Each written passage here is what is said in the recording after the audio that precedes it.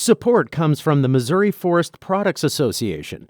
Missouri produces wood pallets, railroad ties, white oak barrels, hardwood floors, and more. Details on the variety of products made in the state are at choosewood.com. This is St. Louis on the Air from St. Louis Public Radio. I'm Elaine Cha. Why would you do such a thing? Why would you disband missing purses in cold cases? The board said nothing. The board said absolutely nothing. Now, Kansas Cityans, they're not down with state control of police from the research that I've done. Under Missouri law, with our state control system, we're actually capped by how much we could pay her. Same thing with rank and file officers. We have to go to Jefferson City to do something as simple as give our officers pay raises.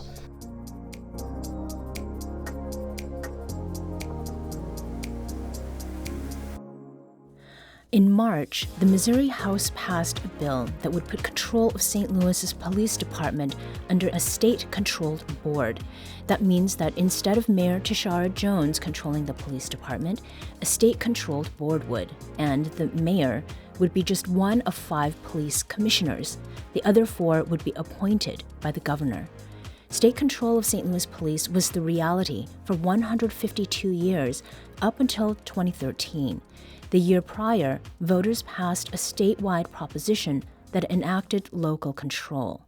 But now, in this final week of the Missouri legislative session, lawmakers could undo that statewide vote and re-implement state control. If the bill passes the Senate, it would need Governor Mike Parson's signature. Well, state control of police is the current reality in Kansas City, and here to talk about that is Kansas City Mayor Quinton Lucas. Mayor Lucas, welcome to the show. It is great to be with you. Good to talk to you today. Right. Mayor, I'd like to open up the proverbial history books for a moment. We're going to talk about how state control of police came about.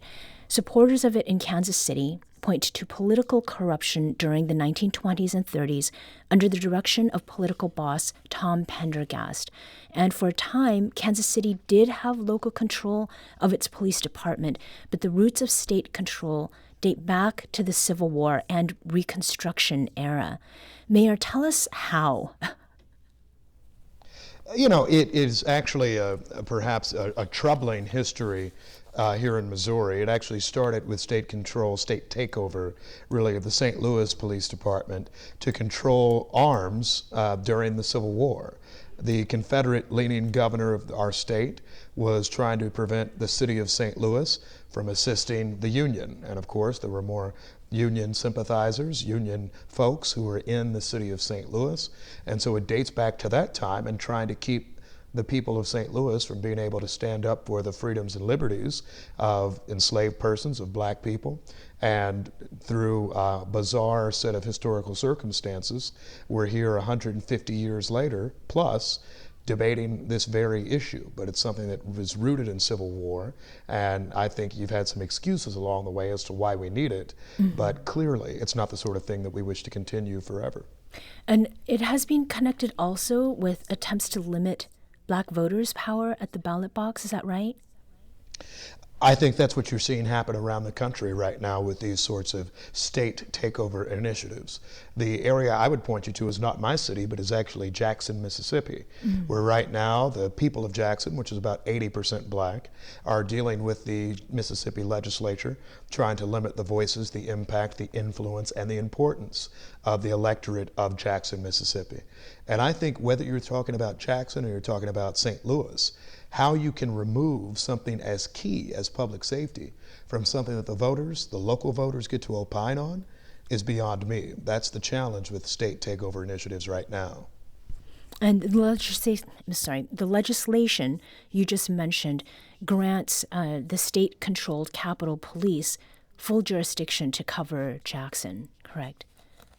It does. And the thing that is interesting about what they're planning in Jackson, Mississippi, it will allow the state-appointed police force and this state takeover in Mississippi to control policing in many of the most important areas of Jackson, Mississippi, leaving, of course, other areas under the purview of the local electorate. It is the sort of thing that is very troubling if you look at the racial demographics of the city. It's troubling if you're looking at the political choices made by the people of Jackson. And it's the sort of thing that we don't need to see more of here in Missouri. Mm-hmm. Well, before you became the mayor of Kansas City, you previously served on the city council there. You're also a lawyer who spent time teaching, and I should also mention here that you earned your bachelor's degree at Washington University, so you have some familiarity with St. Louis. You became mayor in 2019, so state control is a situation that you inherited. Now, among the range of issues that you deal with in government, to what extent does local versus state control play out in the day-to-day of the city?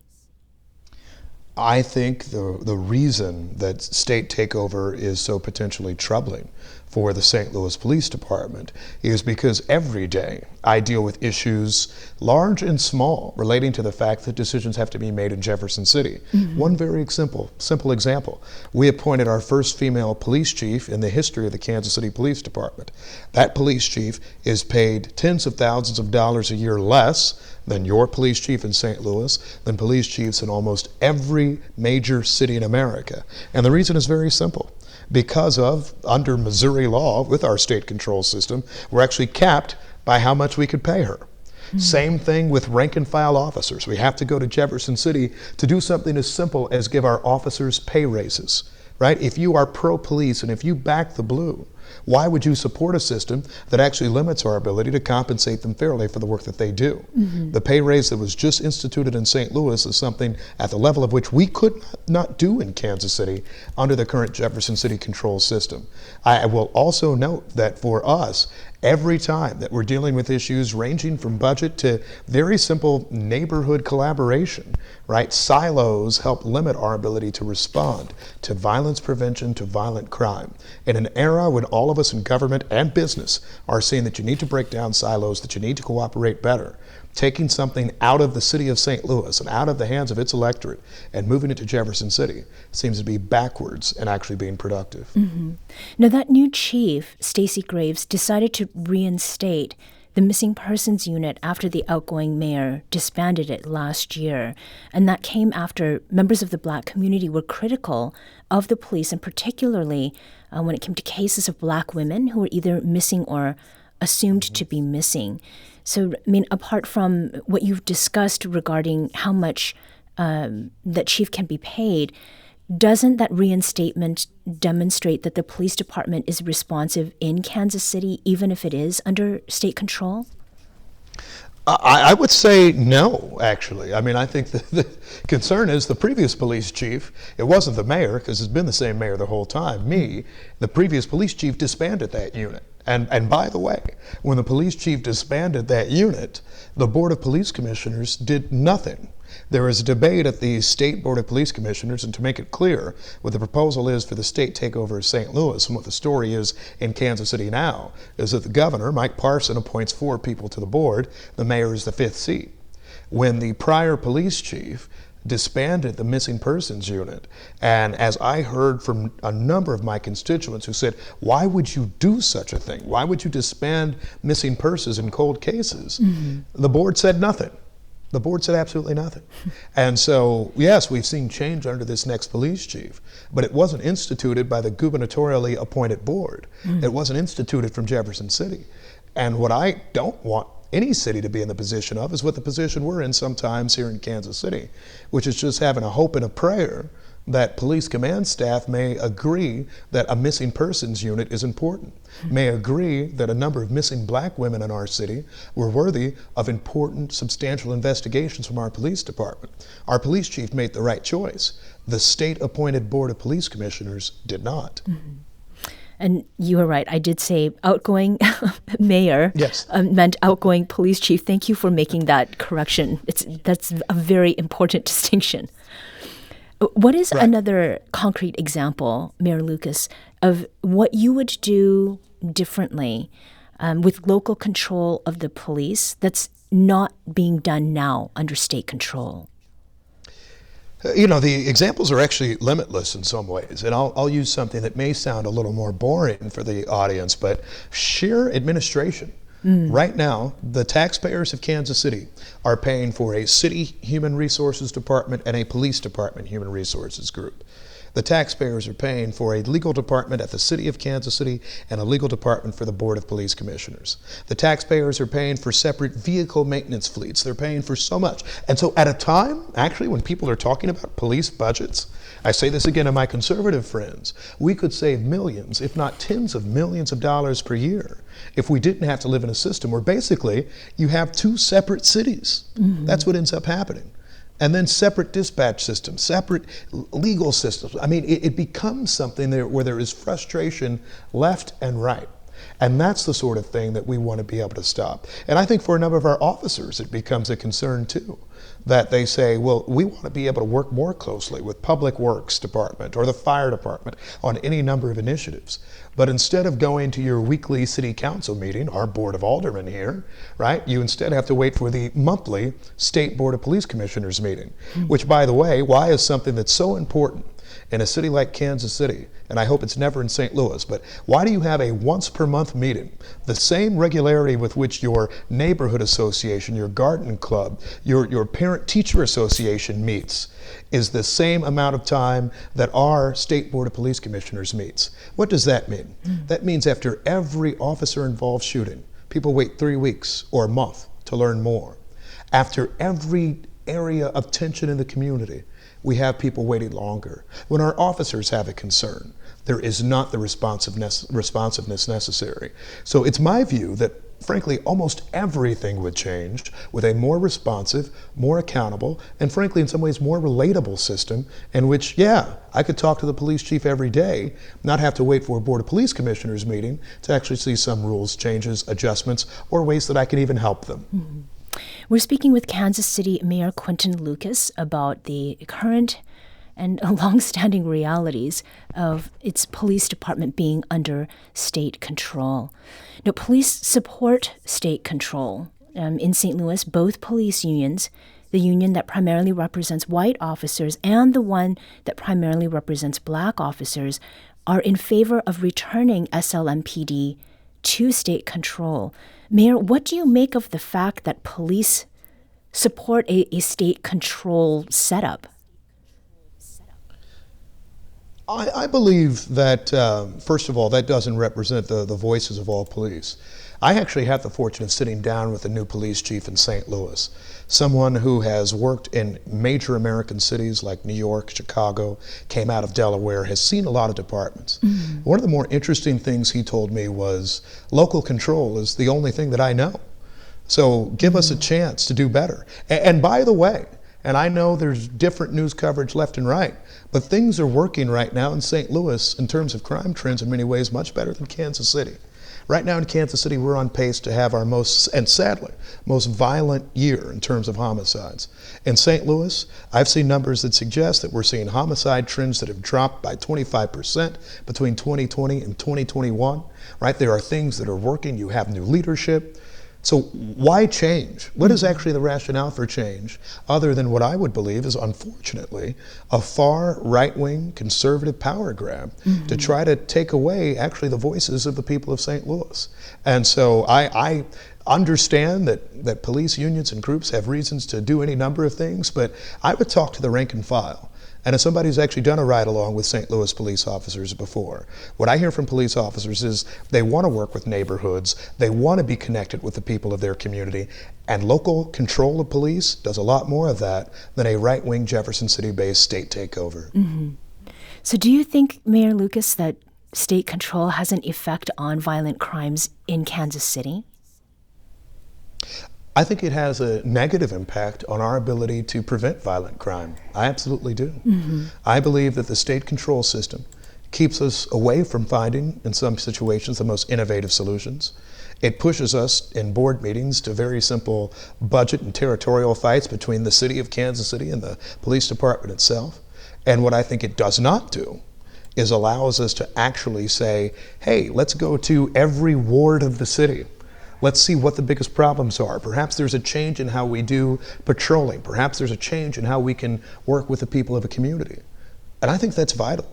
I think that the state control system doesn't, in many situations, allow a leadership, whether that be at the aldermanic level or in the mayor's office, have the ability to be able to say, you know what, we've found these new tools, initiatives, we've raised more money for something. What types of things can we do differently? I mean, I'll give an example. In recent years, there's been a lot of money that's come from the federal government in connection either with the American Rescue Plan and also, of course, direct funding that's going to cities and police departments. The way it is now, the city of Kansas City itself has to apply for any type of grant. We then perhaps transfer it to the Board of Police Commissioners, but if they don't want it, or if they don't agree with the purpose, then we're finding ourselves sending money back to the federal government. These are things that could actually help prevent crime, help pay officers, help fund prevention in our community. That's the challenge with the current system. And so these frustrations are real. And here's what I would say. If state takeovers of police departments worked, then why hasn't every state done it? There's a very simple reason, because it's not a modern tool for how we make things better. Now, Kansas Cityans, they're not down with state control of police from the research that I've done. What efforts have there been to try to change that situation? My predecessor in the mayor's office shortly after St. Louis regained local control of its police department, and that was, by the way, led by a former mayor, Francis Slay. So it's a lot of different mayors, it's a lot of different administrations. Most every mayor in Kansas City or St. Louis that you would talk to and go through all of them would believe that local control of police is better than Jefferson City takeovers. But we had a discussion in Kansas City, I believe around 2014. There was a recommendation that was ultimately made. The mayor elected not to pursue, among our legislative priorities, local control of the police.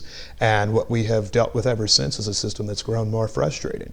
I think that if there were the opportunity to have that evaluation now, the mayor would do something different. I have talked to him about that. He agrees with the need for the city to actually have that type of power. And I think what we've seen in recent years, particularly around the politicization from the right of policing, I think you are seeing more of us say, look, we in Kansas City, we in St. Louis want to have a strong relationship with our police department. We want to be able to support them. And the way that we can best support them is not actually having to go to the Missouri legislature to figure out how you can pay them. It's instead actually being in our towns, in our communities, in our wards, and saying, hey, what can we do to support you? What do we need to do to enhance any protections? How can I help it? So we're doing crime prevention through environmental design. So Public Works is putting up more lights in areas where you've seen a lot of incidents. Right. That's what local control allows. State takeover does the exact opposite. So in this last minute, what is it that you're doing now to undo state control? I mean, is there any hope of that? After all, legislature could undo the proposition that statewide voters pass. I think the first step is that we are continuing to try to work as closely as we can with the State Board of Police Commissioners, but there are a lot of frustrations. There are several lawsuits right now relating to the state control of the Kansas City Police Department, lawsuits ranging from different budgetary issues, lawsuits frankly relating to police accountability measures, police brutality issues. It is I'll be honest, it's a mess. Mm-hmm. And when things are working and getting better, or at least getting better in St. Louis. Right. Why would you change it? Why would you go into that plethora of lawsuits, challenges, fights at the legislature, instead of just saying, you know what, I want to work with a police chief, with a public safety director, with a mayor, and the people of a city to make things better. That's why we keep fighting in court in Kansas City. I hope that doesn't have to come to St. Louis. Quinton Lucas is mayor of Kansas City. Mayor, thank you so much for joining us today and talking with us. Thank you all so much.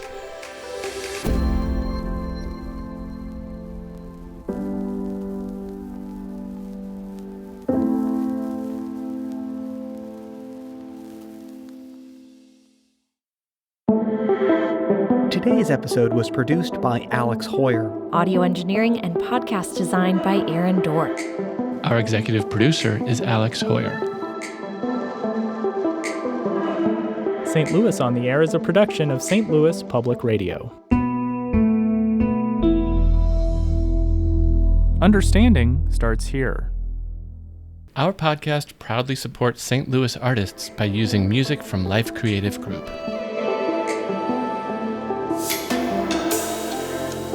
Do you find yourself regularly listening to episodes of St. Louis on the Air? Suggest us to a friend you think might enjoy our conversations. And leave us a review and rating on Apple Podcasts on the App Store. It's the simplest way to help people discover our show. Thanks. St. Louis Public Radio is a member-supported service of the University of Missouri St. Louis.